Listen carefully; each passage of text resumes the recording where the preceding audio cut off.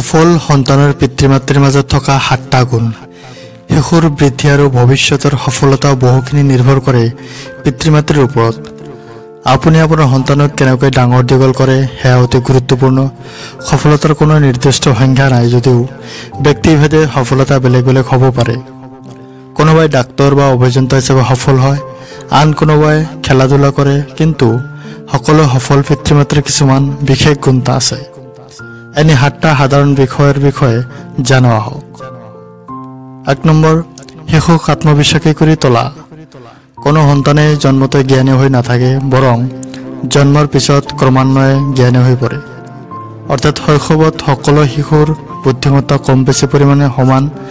তেতিয়া কিমান জ্ঞানী বা বুদ্ধিমান হ'ব পৰিৱেশ আৰু পৰিয়ালৰ ওপৰত নিৰ্ভৰ কৰে। আৰু এই ক্ষেত্ৰত পৰিয়ালে ল'ৰা-ছোৱালীক আত্মবিশ্বাসী কৰি তুলিবও লাগে। সফল সন্তানৰ অভিভাৱকে সদায় সন্তানক কয়, আপুনি আনতকৈ বিশেষ, আপুনি যিকোনো হ'ব বিচাৰে। ই শিশুক আত্মবিশ্বাস দিয়ে, যিটো জীৱনত সফল হ'বলৈ অতি প্ৰয়োজনীয়। গৱেষণাৰ পৰা দেখা গৈছে যে যিসকল শিশুৱে শৈক্ষিক প্ৰদৰ্শনৰ ওপৰত নিজৰ কোনো নিয়ন্ত্ৰণ নাই, বৰঞ্চ কম প্ৰতিভাশালী বুলি অনুভৱ কৰে, তেওঁলোকে আচলতে বেয়া কাম কৰে। কিন্তু যিসকলে বিশ্বাস কৰে যে তেওঁলোকে ইচ্ছা কৰিলে ভাল কাম কৰিব পাৰে, তেওঁলোকৰ ফলাফল সঁচাকৈয়ে ভাল। গতিকে সন্তানক আত্মবিশ্বাসী কৰি তোলাটো পিতৃ-মাতৃৰ অন্যতম দায়িত্ব। ২ নম্বৰ, ল'ৰা-ছোৱালীৰ লগত সৰু সৰু কাম কৰা।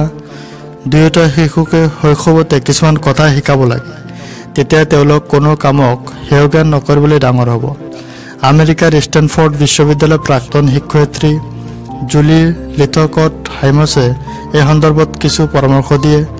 তেওঁৰ মতে যদি আপোনাৰ সন্তানে খাদ্য খোৱাৰ পিছত নিজৰ প্লেটখন চাফা কৰিব নোৱাৰে, তেন্তে ইয়াৰ অৰ্থ হ'ল তেওঁৰ বাবে আন কোনোবাই কৰি আছে। কেৱল কামৰ পৰা মুক্ত হোৱাই নহয়, বৰং সি শিকিবও নোৱাৰে। জুলিৰ মতে শৈশৱত এনে কামৰ সন্মুখীন হ'লে সেই ব্যক্তিসকলে ডাঙৰ হৈ সহকৰ্মীসকলৰ কামৰ প্ৰতি সহযোগিতামূলক মনোভাৱ দেখুৱাই কোনো কাম কৰিবলৈ কুণ্ঠাবোধ নকৰে।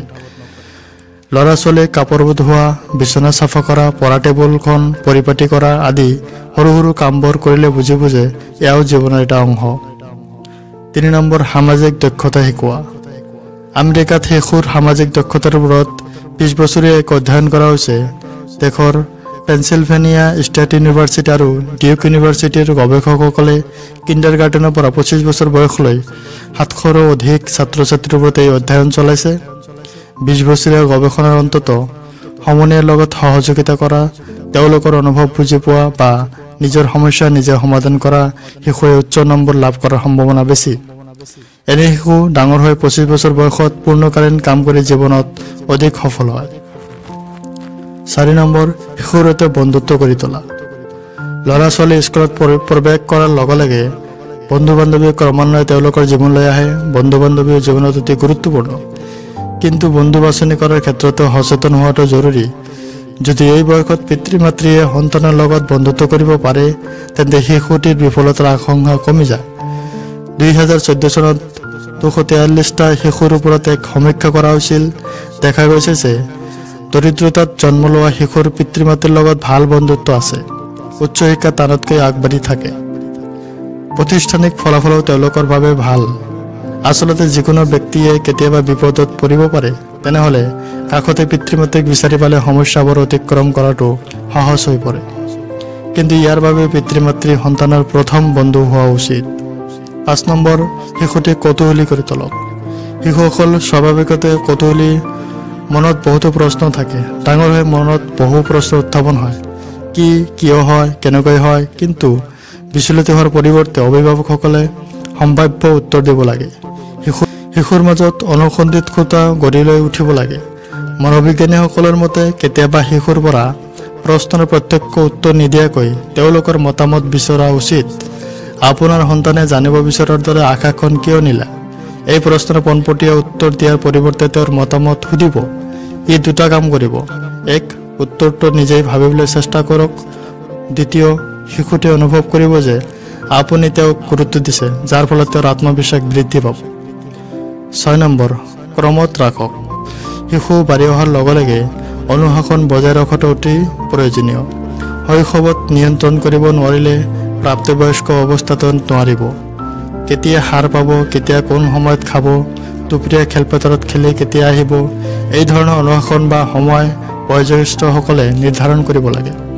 শৈশৱত যদি এই অনুশাসনৰ লগত অভ্যস্ত হৈ পৰে তেন্তে বাকী জীৱনটো জীয়াই থকাটো সহজ হৈ পৰে।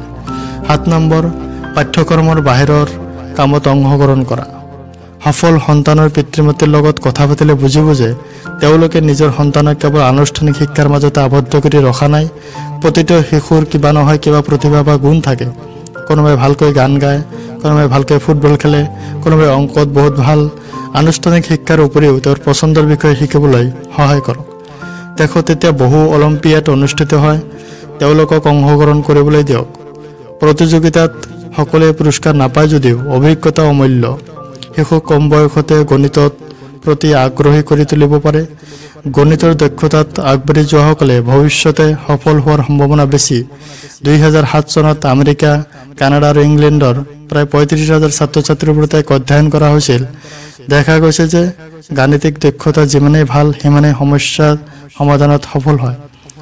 আমেৰিকাৰ নৰ্থ ৱেষ্টাৰ্ণ বিশ্ববিদ্যালয়ৰ গৱেষক গ্ৰেগ ডানকানে কয় যে শিশুৰ ভৱিষ্যত কিমান উজ্জ্বল হ'ব সেয়া তেওঁৰ গাণিতিক দক্ষতাৰ পৰা অনুমান কৰিব পাৰি। গতিকে ভিডিঅ'টো যদি ভাল লাগিছে তেনেহ'লে এটা লাইক কৰিব, কমেণ্ট কৰিব আৰু শ্বেয়াৰ কৰি দিব, যাতে আগলৈ কেনেকুৱা ভিডিঅ' আপোনালোকৰ কাৰণে লৈ আহিব পাৰোঁ। ধন্যবাদ।